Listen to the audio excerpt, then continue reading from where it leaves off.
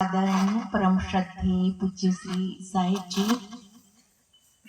अर्चनीय वंदनीय मुद मंगलमय संत समाज, आत्मीय प्रिय भक्त सज्जनों, माताओं तथा बहनों,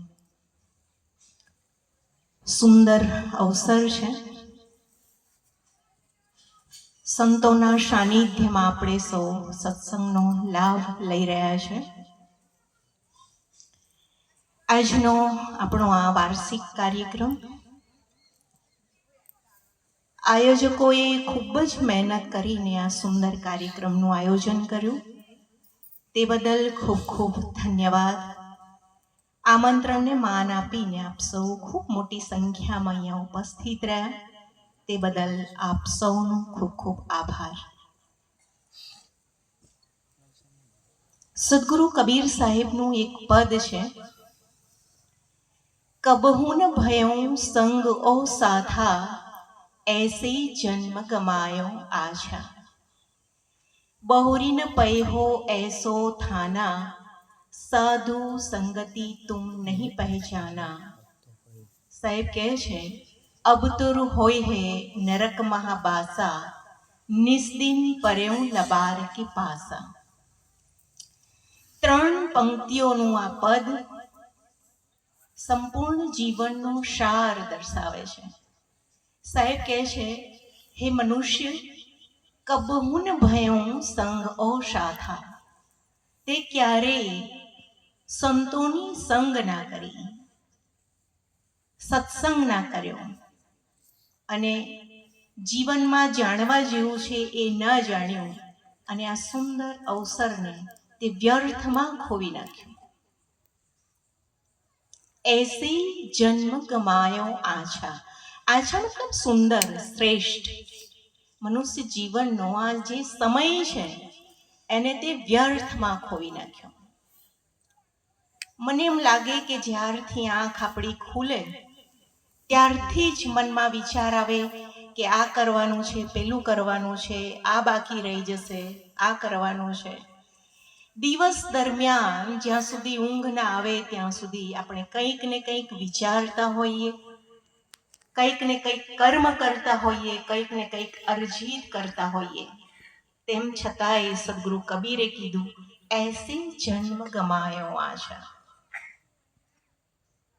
જન્મથી લઈને મૃત્યુની યાત્રા સુધી આપણે દોડતા જ રહીએ છીએ। શું પ્રાપ્ત કરીએ છીએ? અર્થ, ધન સંપત્તિ, જમીન, મકાન, બેંક બેલેન્સ, આ બધા પાછળ આપણે એટલું બધું દોડીએ છીએ। પણ સાહેબ કહે છે, જે શ્રેષ્ઠત્વ છે, સદગુરુ કબીર સાહેબે જે મહાન તત્વ છે, જે સત્ય છે, એને સંપૂર્ણ રીતે પ્રાપ્ત કરી લીધું છે। એટલા માટે સદગુરુ કબીર સાહેબ આપણા બધાને જોઈને એમને એવું લાગે છે કે તમે વ્યર્થ દોડ કરી રહ્યા છો। જે પ્રાપ્ત કરવું જોઈએ, જે મેં તત્વને પ્રાપ્ત કર્યું, એ પ્રાપ્ત તમે નથી કરતા અને મનુષ્ય જીવનને વ્યર્થમાં ખોવી નાખો છો। ऐसे जन्म गमायो आशा। સાહેબ કહે છે, બહુરી ન પૈહો એસો થાના। થાના, આ સુંદર મનુષ્ય દેહ વારંવાર નહીં મળે। બાર બાર ના પૈહો માનુષ જન્મ કી મોજ। એક એક ઘડીનું મનુષ્ય જીવનમાં મહત્વ છે, એક એક પળની કિંમત છે। આપણી પાસે શું છે? એક પળ। ગંગા સતીએ બહુ સરસ કીધું છે, વીજળીના ચમકારે મોતીડા પરોવી લો પાનબાઈ, અચાનક અંધારા થશે। મોત ક્યારે આવીને ઊભું રહી જશે એની કોઈને ખબર નથી। વીજળીનો ચમકારો મતલબ એક ક્ષણનો સમય, અને હકીકતમાં આપણી પાસે એક જ ક્ષણ છે। બે ક્ષણ પહેલાનો સમય એ ભૂતકાળ થઈ ગયો, બે ક્ષણ આવનારો સમય છે એ ભવિષ્ય છે। ભૂતકાળ જતો રહ્યો, ભવિષ્ય માત્ર કલ્પના છે। મનુષ્ય પાસે જે છે તે વર્તમાન ક્ષણ છે, વર્તમાનનું જ મહત્વ છે। વર્તમાનમાં તમારી પાસે કેવા વિચાર છે, એ વિચારો સાથે સાથે તમારી કેવી ભાવનાઓ છે, એ જ મહત્વનું છે. ગઈ વખતે આ જ સત્સંગમાં મેં કીધું હતું કે કર્મ ભલે સારું દેખાતું હોય, પણ ભાવનાઓમાં બહુ અંતર હોય. એક બિલ્લી જ્યારે ઉંદરને લઈને એક જગ્યાએથી બીજી જગ્યાએ જતી હોય ત્યારે એની મનોદશા બિલકુલ અલગ હોય, અને પોતાના બચ્ચાને એક જગ્યાએથી બીજી જગ્યાએ લઈ જતી હોય ત્યારે એની મનોદશા બિલકુલ અલગ હોય છે. મનુષ્ય જીવનનું આ જે પળ છે એની સાથે હૃદયની જે તમારી ભાવનાઓ છે એ ખૂબ જ મહત્વપૂર્ણ છે. મને એક ઉદાહરણ યાદ આવે છે. ભગવાન બુદ્ધ વિરાજમાન છે. એક નવયુવક ભગવાન બુદ્ધની પાસે આવીને બેઠો. એને કીધું કે ભગવાન, મને સત્સંગ, સંતોનો સંગ, આવું બધું ક્યારેય ગમતું નથી. સત્સંગથી મેં હંમેશા દૂર જ રહ્યો છું, પણ તમારા દર્શન કર્યા પછી મારા મનમાં એવી ભાવનાઓ જાગે છે કે હું સંપૂર્ણ રીતે તમને સમર્પિત થઈ જાઉં. બુદ્ધત્વ પ્રાપ્ત કરવા માટે હું ભિક્ષુક બની જાઉં. તમારી પાસે હું દીક્ષા લઈ લઉં. મને આવું કેમ થાય છે? ત્યારે ભગવાન બુદ્ધ આંખ બંધ કરે છે.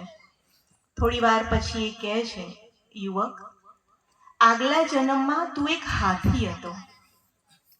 એક સમય આવ્યો કે જ્યારે વનમાં દાવાગ્નિ સળગી અને બધા પશુ પક્ષી ભાગવા માંડ્યા, ત્યારે તું પણ ભાગતો હતો.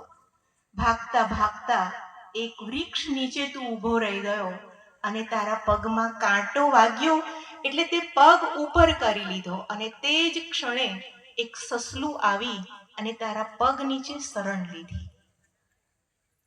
દાવાગ્નિ આગળ વધી રહ્યો હતો અને હાથીને લાગ્યું કે મારા મનમાં જે જીવેશના છે, મને જીવવાની આશા છે, એવી જ આશા આ સસલાના મનમાં છે. હું પગ નીચે મૂકી અને એને હાનિ ના પહોંચાડી શકું. બસ એવું વિચારતો હતો અને ગબડી પડ્યો અને સસલું ભાગી ગયો. અગ્નિ નજીક આવ્યો અને જ્યારે એ બળીને મૃત્યુ પામે છે એ ક્ષણે એના મનમાં એ ભાવ હોય છે કે ભલે હું મૃત્યુ તો પામું છું, પણ મેં સસલાને તો બચાવી લીધું.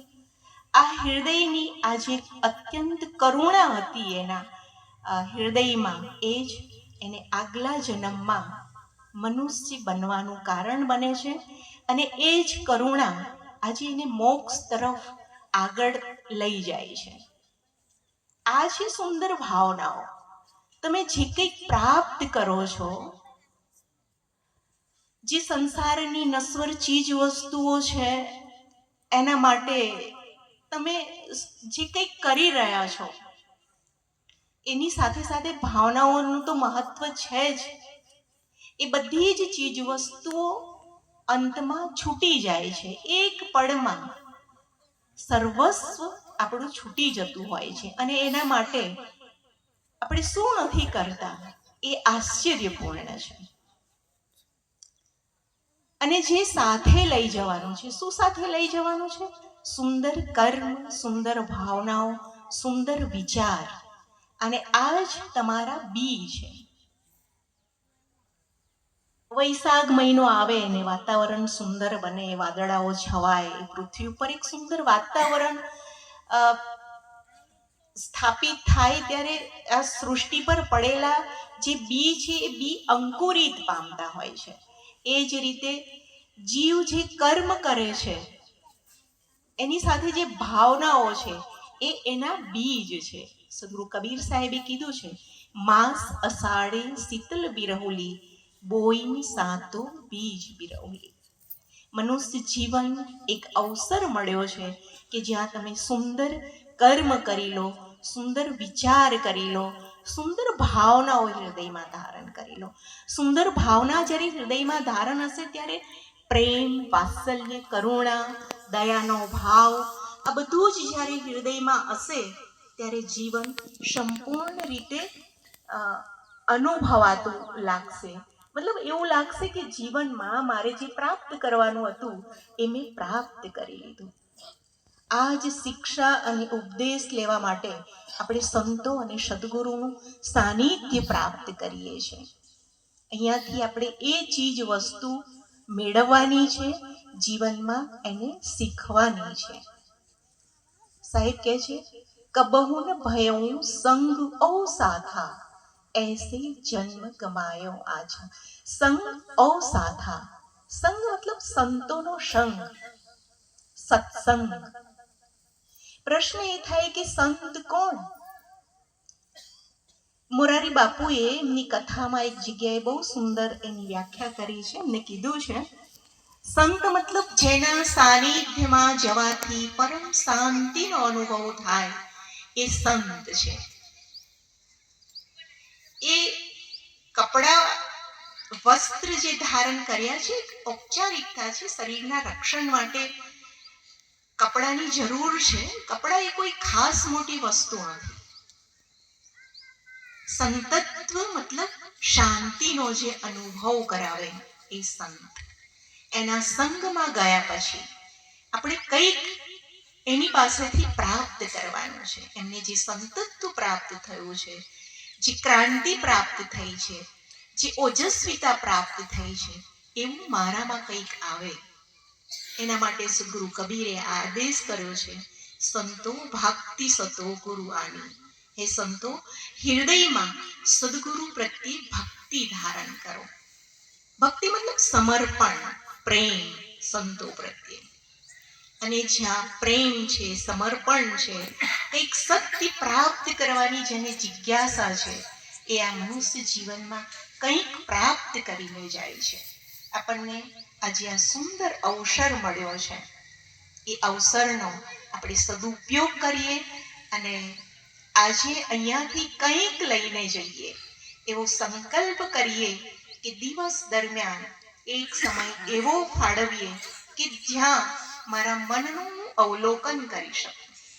ભક્તિ શું છે, શું પ્રાપ્ત કરવાનું છે, એની એક વ્યાખ્યા, શું પ્રાપ્ત કરવાનું છે. પરમ શાંતિ, પરમ સંતોષ, પરમ તૃપ્તિ, મનની સ્થિરતા અને શાંતિનો અનુભવ થાય એ પ્રાપ્ત કરવાનું છે. દરેક પળ આપણે નિરીક્ષણ અને પરીક્ષણ કરીએ કે ભાવના મારી હંમેશા સારી હોય, વિચાર મારા હંમેશા સારા હોય, એ સાથે સાથે કર્મ તો સુંદર થવાનું જ છે.